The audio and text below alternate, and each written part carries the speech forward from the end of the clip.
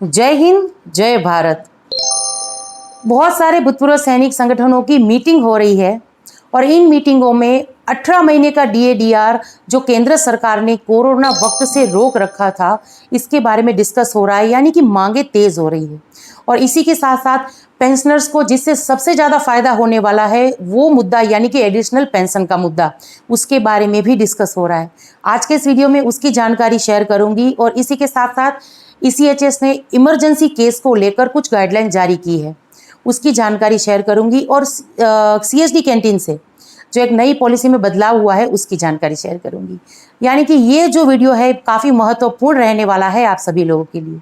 तो आप सभी से निवेदन है वीडियो को अंत तक ज़रूर देखें और पसंद आए तो लाइक और शेयर करना ना भूलिएगा। और चैनल पे नए हैं तो चैनल से जुड़ने के लिए चैनल को सब्सक्राइब कर दीजिएगा। तो चलिए वीडियो को शुरू करते हुए मैं सबसे पहले कुछ भूतपूर्व सैनिक संगठनों की मीटिंग हो रही है उसके बारे में बात कर रही हूँ। बहुत सारी अभी मीटिंगें हो रही है। कुछ एक दिनों पहले मैंने आपको जानकारी दी थी कि राजस्थान जयपुर में भी ऐसी मीटिंग हुई थी जिसमें OROP 2 की विसंगतियों के बारे में चर्चा हुई। इसी के साथ साथ अग्निपथ जैसी स्कीमों के बारे में भी डिस्कस हो रहा है और कैसे सरकार के सामने ये प्रस्ताव रखा जाना चाहिए कि OROP 2 में जो विसंगतियां हैं इसको जल्दी से जल्दी दूर करें। ऐसे मुद्दों के बारे में बात हो रही है। और इसी के साथ साथ देखिए एक पॉजिटिव चीज़ और सामने आ रही है कि जो केंद्र सरकार ने कोरोना वक्त में 18 महीने का डीएडीआर जो रोक कर रखा था उसके बारे में भी मांगे तेज हो रही हैं। यानी कि ये मीटिंगों में भूतपूर्व सैनिक संगठनों के द्वारा जो मीटिंगें हो रही हैं इनमें डीएडीआर जो 18 महीने का था उसको लेकर भी और उसी के साथ साथ एडिशनल पेंशन जो पहले शुरू हो जाना चाहिए इसको लेकर भी मांगे तेज हो रही है। और उसकी जानकारी अभी सबसे पहले मैं शेयर कर रही हूँ। अभी आप देखिए द ट्रिब्यूनल जो एक जाना माना अखबार है उसकी एक कटिंग शेयर कर रही हूँ। अभी आप स्क्रीन पर ये देख भी पा रहे होंगे। पंजाब में जो मीटिंग हुई है उसकी जानकारी ये हमारे साथ शेयर हुई है। फतेहगढ़ साहिब 15 जुलाई की ये कटिंग है। इसमें देखिए लिखा हुआ है ex serviceman today demanded immediate implementation of OROP pension scheme. यानी कि जो एक्स सर्विसमैन की मीटिंग हुई अभी ये फतेहगढ़ की, जैसे कि मैंने जानकारी दी, इन पंजाब में इनमें ये एक्स सर्विसमैन की मीटिंग हुई। इनमें बहुत सारी चीज़ों के बारे में चर्चा हुई है, जैसे कि OROP पेंशन स्कीम, यानी कि किस तरीके से OROP में जो ये सारी विसंगतियां हैं इसको लेकर इसमें डिस्कस हुआ और किस तरीके से जो केंद्र सरकार के सामने इसकी मांगे रखी जाएगी सही तरीके से, इसके बारे में भी बात हुई।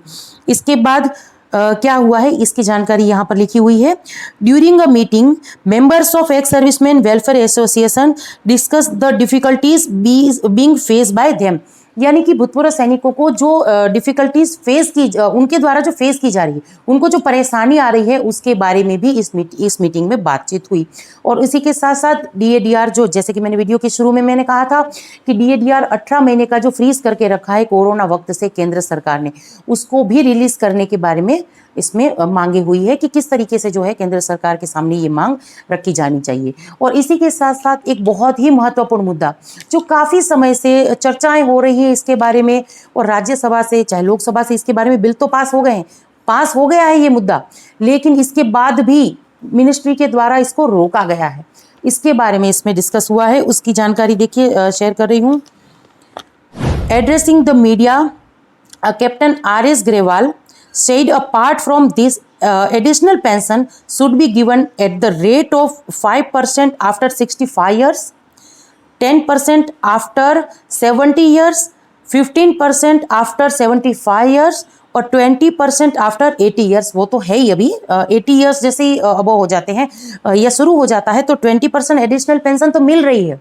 लेकिन यहाँ पर देखिए मांग क्या हो रही है कि 65 साल में 5% जो है वो पेंशन बढ़नी चाहिए, इसके बाद 70 साल में 10% बढ़नी चाहिए और 75 साल में 15% एडिशनल पेंशन बढ़नी चाहिए। एग्री सब है इसके लिए, लेकिन मिनिस्ट्री के द्वारा ये मामला जो है पेंडिंग है। इसको लेकर आने वाले दिनों में अगर कुछ डिसीजन लिया जाता है या केंद्र सरकार के द्वारा इसके बारे में कुछ अच्छी खबर हमें सुनने के लिए मिल सकती है तो इसका जो फायदा है ये काफ़ी पेंशनर्स को होने वाला है। इसके बारे में देखिए इस मीटिंग में बातचीत हुई है। इसके बाद ये लिख रहे हैं, he said outstanding instalments of DA should be paid to ex serviceman. यानी कि जैसे कि मैंने वीडियो के शुरू में कहा था कि इन्होंने इसके आगे कहा मीटिंग में कि DADR जो रोका हुआ था इसको जल्दी से जल्दी भूतपूर्व सैनिकों को दे देना चाहिए। तो चलिए, ये तो जानकारियां थी जो भूतपूर्व सैनिक संगठनों के द्वारा जो मीटिंगें आयोजित हो रही हैं और उनमें किन किन मुद्दों के बारे में चर्चाएं हो रही है, वो जानकारी मैंने शेयर की।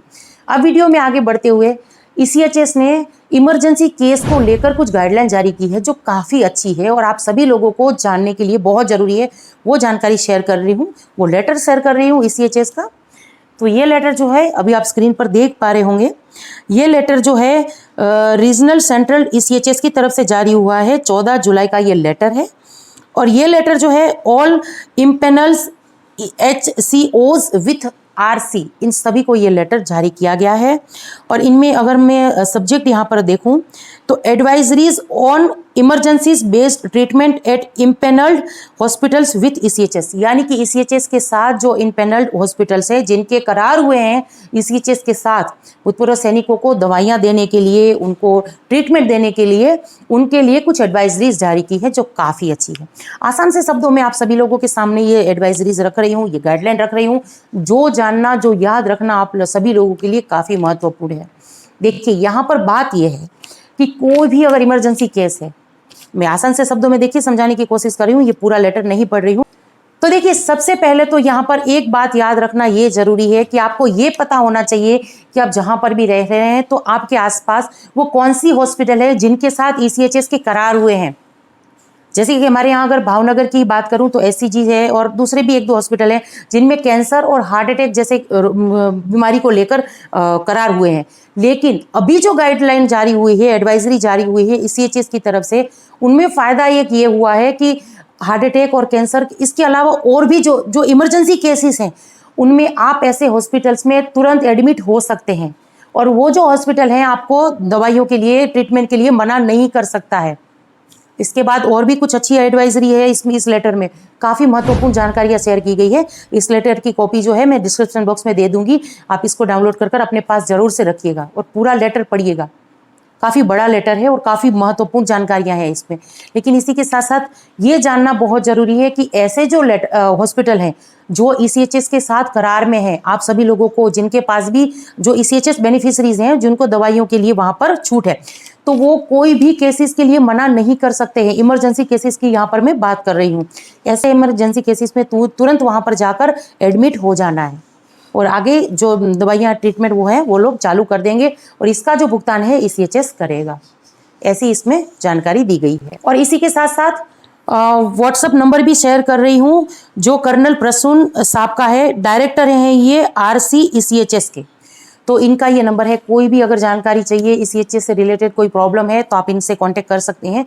अभी आप स्क्रीन पर इनके नंबर देख पा रहे होंगे, मैं इसको बोल भी देती हूँ।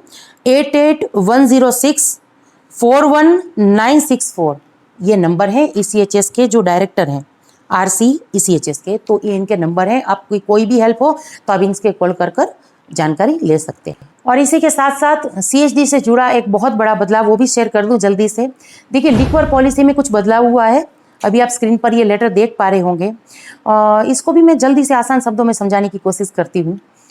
जैसे कि जो प्रीमियम बोतलें लिक्वर जिनकी कीमत 2000 से ज़्यादा थी, अगर आप वो परचेस करेंगे तो आपका जो कोटा है, मंथली जो कोटा है, वो 50% कम हो जाएगा। तो ये एक बदलाव है जिसकी जानकारी भी होना आप सभी लोगों के लिए काफ़ी महत्वपूर्ण। तो ये थी कुछ एक महत्वपूर्ण जानकारियां जिसको लेकर आज के इस वीडियो में आई थी। उम्मीद करती हूँ कि मेरे द्वारा दी गई जानकारी आप सभी लोगों के लिए काफ़ी यूजफुल रह रही होगी। आपके जो भी विचार है कमेंट्स के जरिए मेरे साथ जरूर शेयर करिएगा। इसी के साथ आज के इस वीडियो से विदा लेती हूँ। जय हिंद।